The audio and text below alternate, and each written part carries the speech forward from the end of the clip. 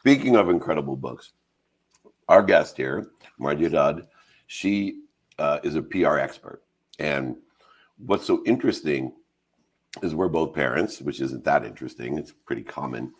But I'm a sales and marketing person, and I've always, with my wife, as Mike knows, I've always tried to apply the things that I teach from sales of articulating quantitative value to exceed what I'm asking for, to be credible, emotionally attached, all the different facets of being a salesperson to being a better parent. Even to eat broccoli, it was a sales challenge for me. It still is for Miles. He's only 12. But I've never thought the other side of the coin, which is my close sister in business. When you're a sales and marketing person, and that's where your expertise lies, there's a sister that's really powerful, and it's the sister of PR. And Marjie knows the power of PR and has now applied it to children in parenting and wrote a book about it. And I had to have her on, Mike, because for me, it's like Michael Singer. I never really thought about using PR to parent my child. And this book is a powerful way as well. She's an amazing speaker, like Michael Momola and Michael Singer. So welcome, Marjie, to Office Hours. Well, a very early morning to you, and a good afternoon to anybody in my area. Right I on. love the time zone thing, the power of technology and the power of PR parenting. We're merging them right now. That's so good. Well, give me an idea of how you came to the realization that maybe I should start applying my expertise to being a parent. Well, the realization actually never came. I It's the love your truth of honesty. it. I love your honesty. Yes. Brutal honesty. Let's put it this way. It was a natural application of my professional skills that I didn't identify that I was actually doing it until I had a conversation with my older daughter. I have 3 children, a son, 2 daughters. They're all grown now. And she said, Mom, you made mistakes, but overall, I think you got it right. I think that you should write a book to help the next generation of parents to have it easier with parenting. So I thought, well, what on earth did I do right? First of all, thank you. May I have that in writing? Yeah. And I was like in shock. On a plaque. Total shock. On a plaque. That's just funny. I want to inscribe my medal. Yeah. My mouth dropped. There was like a pause, like a pregnant pause, because I was like, wow, that's really nice. Thank you.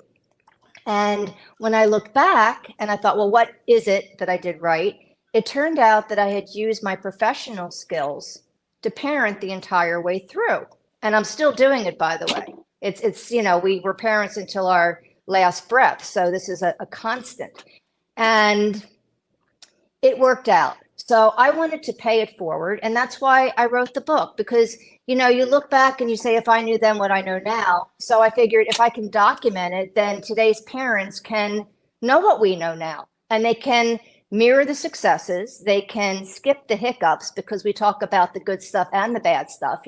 I'm definitely not the perfect mom, far from it. I'm still making mistakes, so hopefully new ones, but we learn from our mistakes. And I'm hoping that this will help smooth the path for today's mom and dads. And ultimately, it's part of what will be a movement once the book is published on April 4th.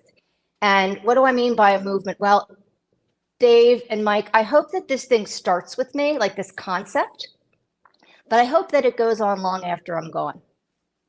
So 100 years from now, when our grandchildren are raising their own children, they'll be PR parenting too. Well, Marjie, congrats to you, and excited to read the book, even though I'm not a parent. When it comes out, I think it doesn't just, He's always parenting me. It's interesting you say that, because it was written originally for working moms, like my love letter to them. But then when dad started to read it, they were like, well, what about us? And then grandparents were reading it. Well, we could take something from that. And teachers, they were like, wait, I never thought about doing it that way. I'm going to readjust how I'm interacting with my students. So yes, Mike, you are included. Thank you very much. And that's what I mean. I think there's skills in there that would be applicable to everyone. So I look forward to it. And I know the book is geared at teaching parents how to raise resilient and successful children, which two key attributes that we would want people to have in this world. So I have a two-part question. What are the skills that are needed to be or to teach children how to be resilient, number one, and number two, what do we mean by success, and how do we teach them those skills? Excellent questions. Okay, let's start with resilience. From a public, I just gave him 2 points. okay, ding.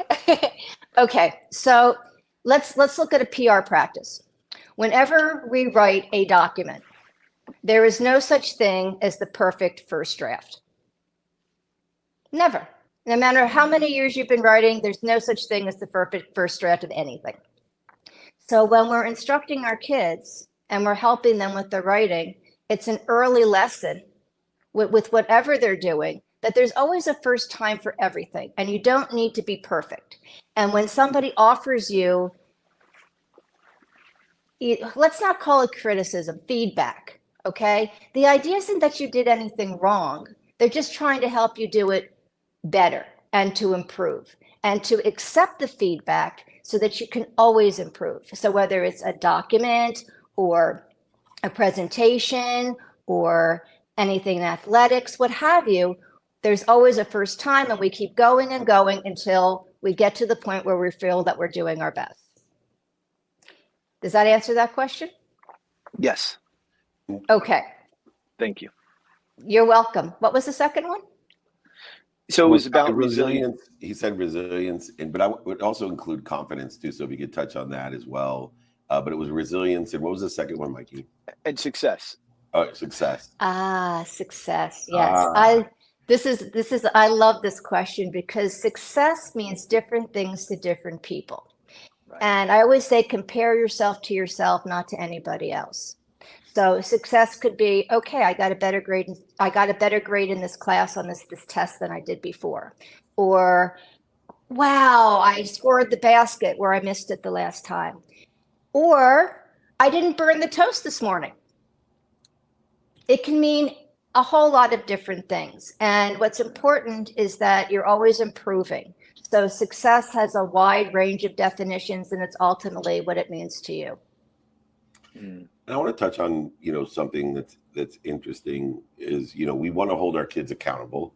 And as parents, as when we hold our kids accountable, we suffer from resistance and projection and defensive behavior. And I've really worked on, as I have 4 children, 3 girls and 1 boy, in practice, and have gotten better. So, right. But my 12-year-old has received the benefits of a lot more dummy tax of being a parent than my poor first child. It's amazing she's still alive with all the mistakes that I made. But more importantly, accountable is great, but capable is something, I want to hold my children capable. And so many parents, because of what I call ignorant arrogance, today with social media, there's so much ignorant arrogance, meaning people that don't know what they're talking about, just hating and attacking you. And it really has an impact. But the true ignorant arrogance that's most painful for me is parenting, because we are more afraid for our children than they are for themselves. So inherent in that ignorant arrogance of being a parent, we're going to give really shitty advice because it's based off of fear. And it's hard enough to get over our own fear, but I believe it's nearly impossible to not be fearful for our children and want their safety first and well-being first. So we give really shitty advice to our kids. I have found that if I try to get over that fear and hold my children capable as well as accountable, and like you said, seek into that capability. And I know as a PR person, in the book and the programs that you have developed seem to hold people capable as well as accountable. Yes, the idea is to look for the sunshine in your child, look to see what their talents are, whether they're yours or they're not. If they're yours, then help them out. If they're not yours, then find somebody who can and help them to take them as far as they can go. It's never about being perfect. It's about adventure, exploration, tapping into your superpowers and seeing what level you can rise to. Now, not everybody has to be a Olympian athlete or a Broadway star, but if you take it as far as you can, you build the resilience, you build the self-esteem, and you have a great time doing it. And as a supportive parent, because frankly speaking, we're the executive producers of our children's lives.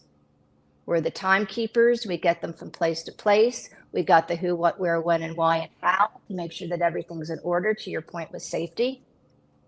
And we watch them and help them to fly. We give them routes so that they know that they're always got a safe place at home.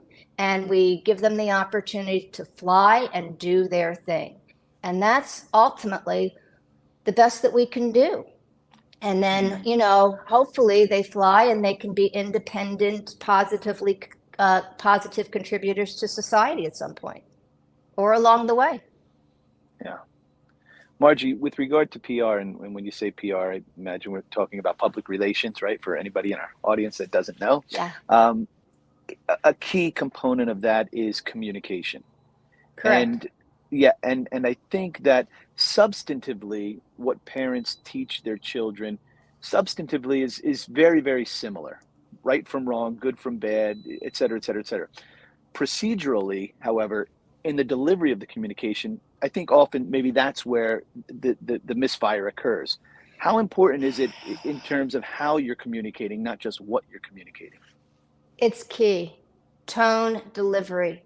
It's key. It's not just what we say, it's how we say it. And we want to be heard and our message received the way we intend it to be. And we always have to keep in mind, and you guys are going to laugh because you know this, but you got to keep in mind your target market, what your target market is going to respond to, what their habits are, how they receive information. And if we consider our target market, it helps us to deliver our message in a way that it will be received, whether it's an I message so that they don't get defensive about what it is, and you describe whatever the issue is in third person. So you're talking about an intangible, and you can discuss the intangible because it's not personal. That kind of a thing. Yes, ultimately communication. Mm-hmm. Dave, don't you tell that story about your mother communicating with your daughters and texting and first turn up? Yeah. My mom was complaining to me about my kids not communicating with her. And I said, well, Snapchat them. And she's like, oh, what do you mean? And I said, well, Snapchat them. It'll take you like 6 minutes to learn. And she's like, well, how do you know it takes 6 minutes to learn? I said, because my 12-year-old taught me in 6 minutes, and you're much smarter than I am. So if I can learn in 6 minutes from a 12-year-old, I'm sure we could teach you. Anyway, I said, not only will they communicate with you by Snapchat, but they'll think you're a super cool grandma because you Snapchat them. And sure enough, it's amazing how their relationships have evolved as they got older and older, and they communicate on the platforms that they communicate on. And to me, it's a great joy, as you know, of life to have that relationship so that they can benefit from a real expert in parenting. My mom, compared to, I feel like Pete Rose Jr. I have, the world champion mom, the hit record mom. And, I feel like Pete Rose Jr. with a lot of pressure on me. So it's nice to hand it off and know that she's still swinging up there with my kids and making them better people. Anyway, Marjie, you are empowering the most important people in the world, parents, and it's the most incredible job I've ever taken on, and I know you feel the same way. Thank you so much. Everyone, reach out, pr4.life.